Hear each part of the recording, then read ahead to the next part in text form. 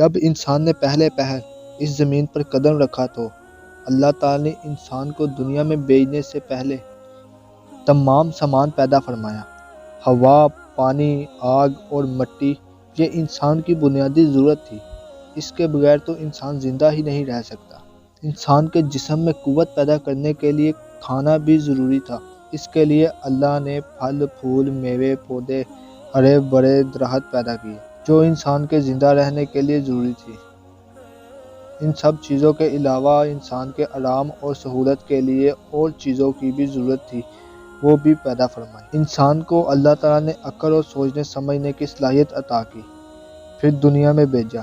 سب سے پہلے انسان حضرت آدم علیہ السلام تھے۔ انسان کی نسل حضرت آدم علیہ السلام سے چلی اور تمام انسان حضرت آدم علیہ السلام کی اولاد ہیں۔ اللہ تعالیٰ نے حضرت آدم علیہ السلام کو پیدا کرنے کے لیے ارادہ ظاہر کیا اور فرشتوں سے کہا، میں زمین پر اپنا خلیفہ بنانے والا ہوں۔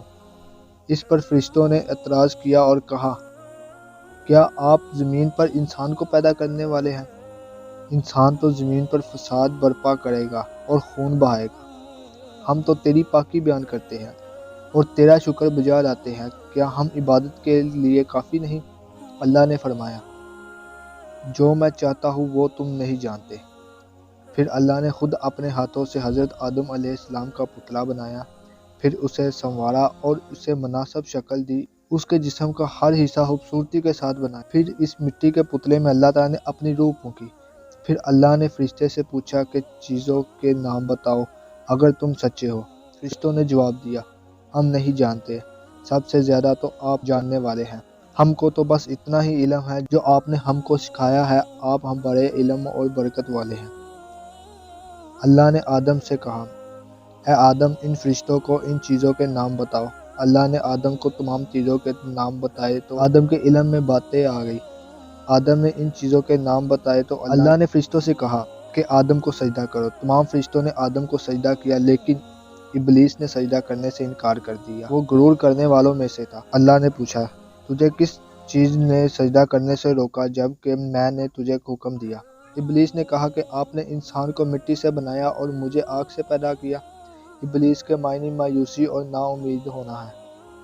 اس لیے کہا گیا ہے کہ جو شخص اللہ سے نا امید ہوتا ہے وہ ابلیس کے تابع ہوتا ہے۔ جو لوگ ابلیس اور شیطان کے بہکاوے میں آ جاتے ہیں وہ پست ہمت ہوتے ہیں۔ جو فرائض ان کے ذمہ ہوتے ہیں وہ ادا نہیں کرتے اور ذلیل و خوار ہوتے ہیں۔ جب ابلیس نے سجدہ کرنے سے انکار کیا تو اللہ نے فرمایا، تو آسمان سے اتر، تو نے تکبر کیا، تو ذلیل و خوار ہوا۔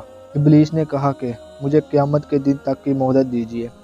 اس پر اللہ نے فرمایا، تجھے مہلت دی گئی۔ ابلیس نے کہا، میں تیرے بندوں کو گمراہ کروں گا اور ہر طرف سے ان کو گھیرے میں رکھوں گا اور تیرا شکر بھی نہیں کرے گے۔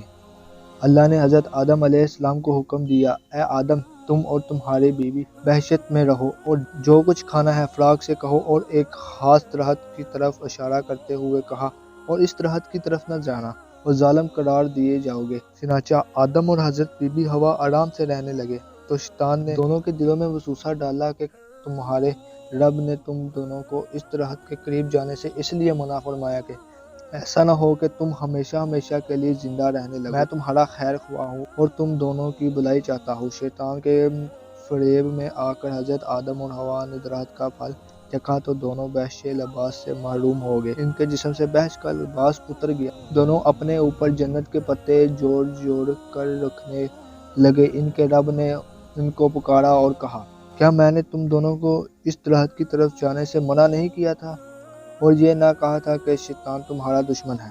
حضرت آدم اور حوا سے غلطی ہوئی، انہوں نے اللہ کا حکم نہیں مانا، معافی طلب کی اور دعا کی، اے میرے رب ہم نے اپنے نفس پر ظلم کیا، اگر ہم پر رحم نہ کرے اور ہماری مغفرت نہ کرے تو ہم نقصان اٹھانے والوں میں ہوں گے۔ آدم اور حوا کو زمین پر اتار دیا اور کہا کہ تم ایک دوسرے کے دشمن رہو گے اور ایک خاص وقت تک تم دونوں کو زمین پر رہنا ہے۔ حضرت آدم علیہ السلام کے واقعے سے ہمیں سبق ملتا ہے، جس کام کو اللہ نے کرنے سے منع فرمایا ہے وہ نہ کرے، جو کام کرنے کا حکم دیا ہے وہی کرے، یہی عبادت ہے، عبادت نیکی ہے، نیکی عبادت ہے۔